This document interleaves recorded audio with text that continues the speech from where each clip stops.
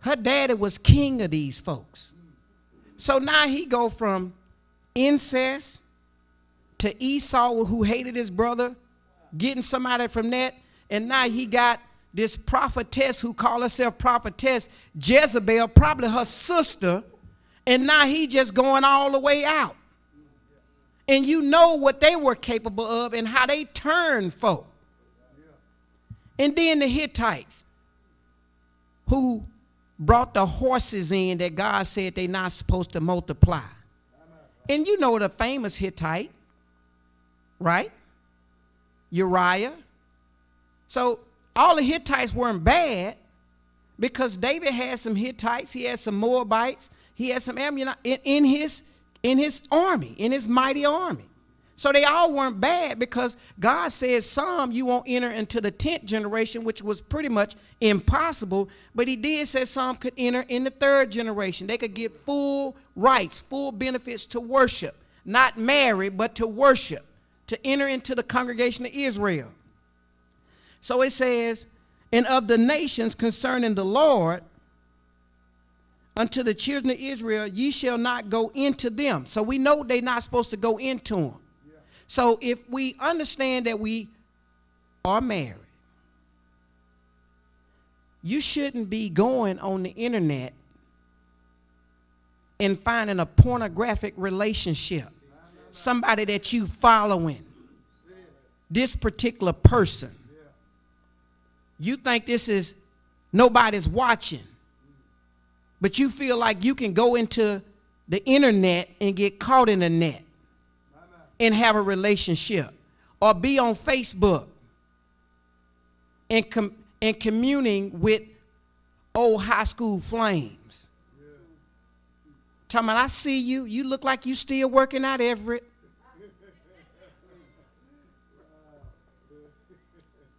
Boy, you got rid of that curl and it done laid down flat, boy.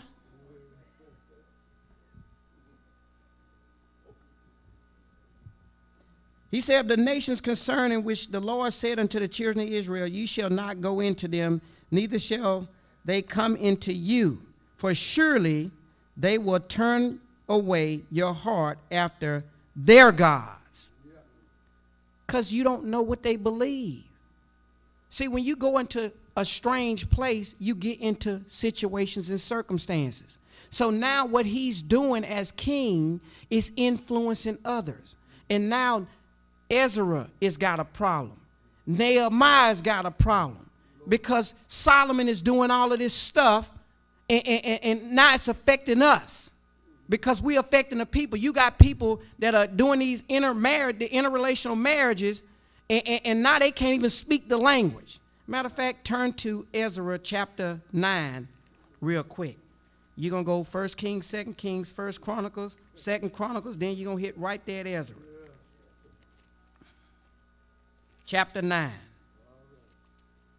What's wrong with the one you have? It ain't always good in somebody else's house. It may appear to be so, but you got a good house at your own house.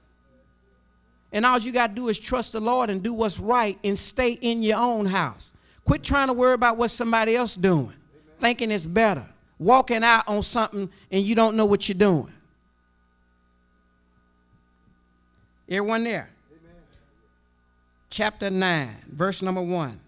Now when these things were done, the princes came unto me, saying, the people of Israel, the priests and the Levites, have not separated themselves from the people of the lands, doing according to their abominations. Yeah. See, you said it'll turn you, right? Yeah. Because they're doing their abominations. Yeah. Even the Canaanites, the Hittites, the Perizzites, the Jebusites, the Ammonites, the Moabites, the Egyptians, the Amorites. It says, for they have taken their daughters for themselves and their sons, so that the holy seed have mingled themselves with the people of those lands. Yea, the hands of the princes and the rulers have been chief in this trespass. See, it's spreading. And see, when you don't watch what you're doing, husbands, you're going to send this same nasty stuff right on to your seed. Because they watching what you do. And so I had someone say something about being in a generational curse. See, they were repeating the same mistakes as their fathers, and now that God started dealing with them, they was like, whoa, wait a minute, you punishing us for our father's sins. No, God said, I'm going to punish you for you practicing the same thing your fathers are practicing. This ain't no generational curse. I'm disciplining you because this is what you choosing to do. So now go to Nehemiah. Let's look at Nehemiah. Next chapter over. Next book over. Nehemiah chapter 13. Everybody's got a problem from what the leader is doing. Because if you don't lead your home the right way, you're going to cause problems. It's intent versus impact. You might intend one thing, but you're going to impact another way. Nehemiah chapter 13. Everyone there? Amen. Let's pick up in verse number 23. It says, in those days also saw I Jews that had married wives of Ashdod and of Ammon and of Moab. And their children spake in half the speech of Ashdod and could not speak the Jewish language. But according to the language of the people, I contend with them and cursed them and smote certain of them and plucked off their hair and made them swear by God, saying, ye shall not give your daughters unto their sons, nor their daughters unto your sons or yourselves. Did not King Solomon, king of Israel, sin by these things? Yet among many nations was no king like him, who was beloved of his God. And God made him king over Israel. Nevertheless, even him did outlandish women cause him to sin. It's spreading. And now you got pastors all around trying to put this fire out, because they see that if Solomon can do it and he beloved of the Lord, then I can do it. See, that's what our children do. We don't realize how we market to our children. And if they say that daddy can cheat on mama, guess what? Cheating ain't a problem. It's not a problem. If they can see mama cheating on daddy, they don't see it as a problem. Go back to Kings.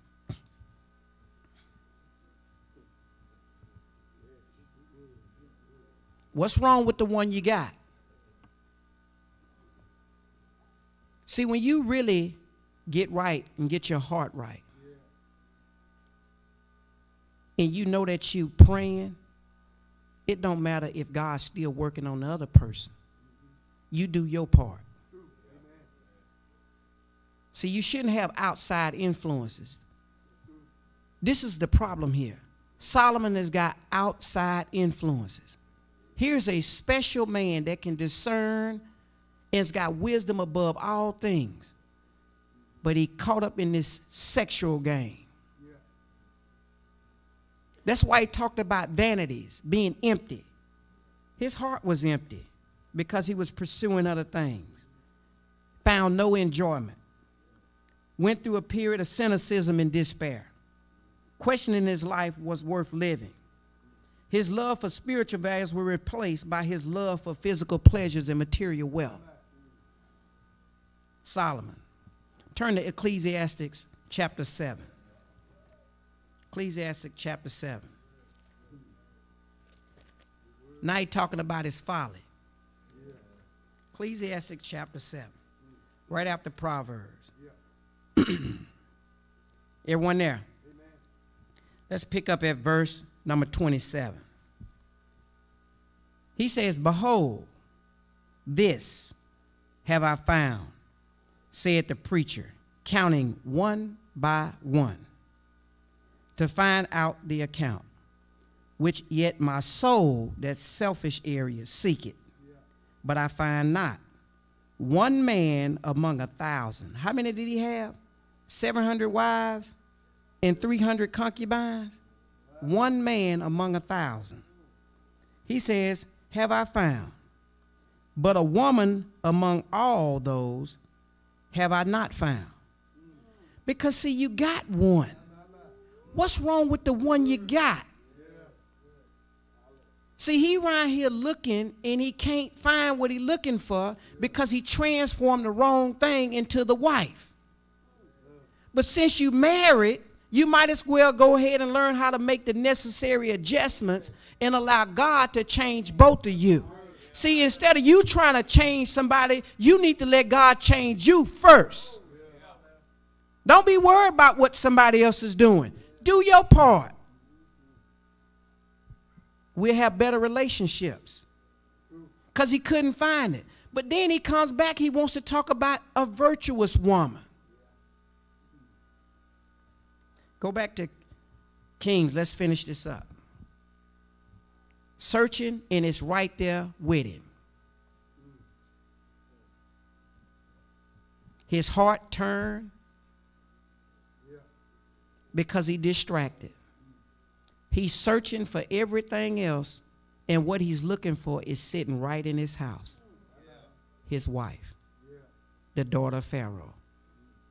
Because that's who he initially married. And that's all he had to honor, because God was blessing him. But when you start getting them compliments and you start seeing people coming to your doorstep talking about the wealth that you got, they just blown away Queen Sheba. And it's spreading about how you're awesome. And the next thing you know, you're distracted. So let's look at this as we close. And he had 700 wives, princesses, and 300 concubines. And you know, the wives and princesses was sometimes may not have been the most attractive, because Solomon basically, he did a political agreement.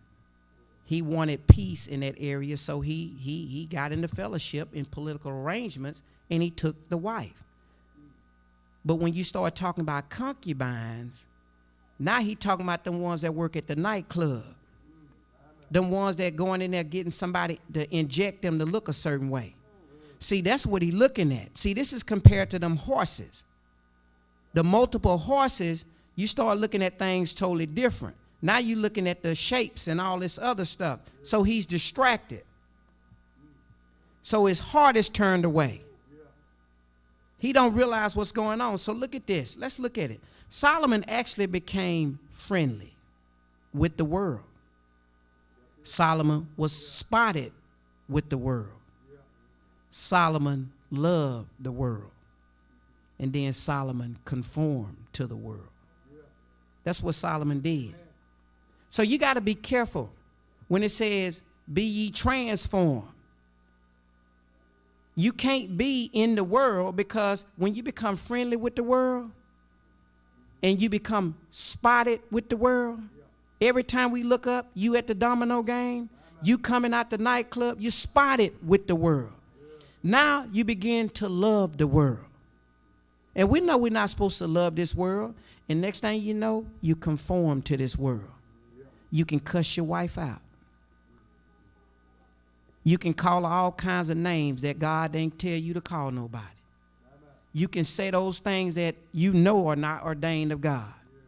And you can be a minister and say them things, because your heart is turned. You don't have no compassion, no sympathy. They can't make a mistake. If the meal is too salty, you got something to say. See, that's being conformed to the world. But see, Jesus Christ came so that we didn't have to deal with this. Amen. Through 42 generations, Jesus Christ came here, suffered, bled, and died. But guess what? On the third day, God raised him from the dead. And so we don't have to deal with situations like this, because we know that we're supposed to do what's good and acceptable unto the Lord. That's our reasonable service. So if you're doing your reasonable service as a husband or a wife, you can't fall into this pattern, and it won't be a problem with the one that you got. Amen.